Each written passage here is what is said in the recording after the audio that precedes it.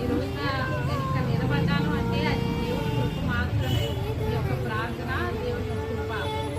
నా సాక్ష్యం ఒకటి చిన్నది చెప్పుకుందామని అనుకుంటున్నాను. నాకు 2 వారాల నుంచి నాకు అస్సలు హెల్త్ బాగుండట్లేదు. అంటే ఏమవుతుందంటే ఏదో ఒకటి బాడీలో నీరసం ఉండడము, స్టమక్ పెయిన్ రావడము, అలాగా వీక్ అయిపోవడము, కాలు నొప్పులు రావడం అన్నీ అవుతుంది. థైరాయిడ్ టెస్ట్ చేయించుకున్నాను, బ్లడ్ టెస్ట్ చేయించుకున్నాను. బ్లడ్ పర్సెంటేజ్ పర్వాలేదు, థైరాయిడ్ కొంచెం పెరిగింది అన్నారు.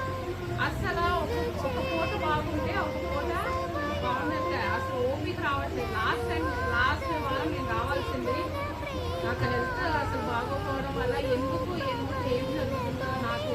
ఎందుకంటే ఇప్పుడు ఫ్యామిలీలో ఎవరికి బాగోపోయినా సరే పర్వాలేదు, కానీ ఇంట్లో ఒక ఉమెన్కి, ఒక స్త్రీకి బాగోపోతే ఆ పరిస్థితి ఏంటా అనేది నాకు ఈ 2 వారాల్లో అయితే చాలా, అంటే అసలు ఏం చేయాలి, ఎందుకు ఇట్లా అవుతుంది, ఏంటి హెల్త్ ప్రాబ్లము అని చెప్పేసి చాలా బాధపడ్డాను.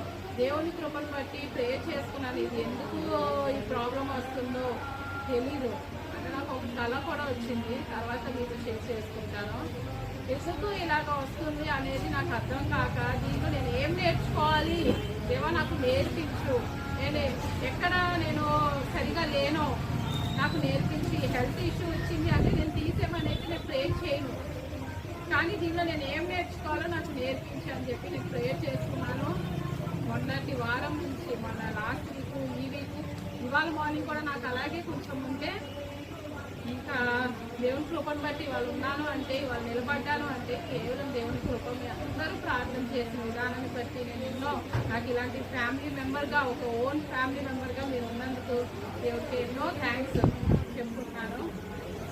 అయితే ఈ రోజున మనము వాక్యంలో మనం చూసినట్లయితే మార్కు వార్త 7వ అధ్యాయంలో